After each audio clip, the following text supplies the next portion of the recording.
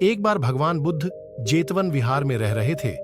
भिक्षु चक्षुपाल भगवान से मिलने के लिए आए थे। उनके आगमन के साथ उनकी दिनचर्या, व्यवहार और गुणों की चर्चा भी हुई। भिक्षु चक्षुपाल अंधे थे। एक दिन विहार के कुछ भिक्षुओं ने कुछ मरे हुए कीड़ों को चक्षुपाल की कुटी के बाहर पाया और उन्होंने चक्षुपाल की निंदा करनी शुरू कर दी कि उन्होंने इन जीवित प्राणियों की हत्या की। भगवान बुद्ध ने निंदा कर रहे उन भिक्षुओं को बुलाया और पूछा कि क्या तुमने भिक्षु को कीड़े मारते हुए देखा है? उन्होंने उत्तर दिया, नहीं।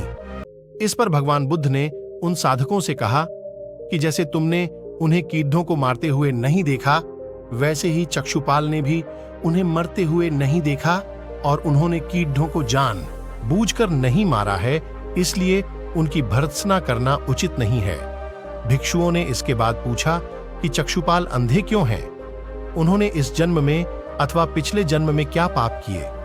भगवान बुद्ध ने चक्षुपाल के बारे में कहा कि वे पूर्व जन्म में एक चिकित्सक थे।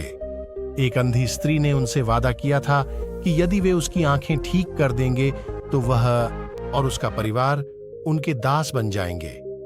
स्त्री की आंखें ठीक हो गईं, पर उसने दासी बनने के भय से यह मानने से इनकार कर दिया।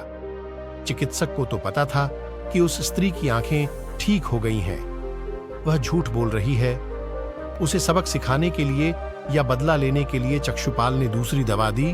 उस दवा से महिला फिर अंधी हो गई। वह कितना ही रोई पीटी, लेकिन चक्षुपाल जरा भी नहीं पसीजा। इस पाप के फलस्वरूप अगले जन्म में चिकित्सक को अंधा बनना पड़ा।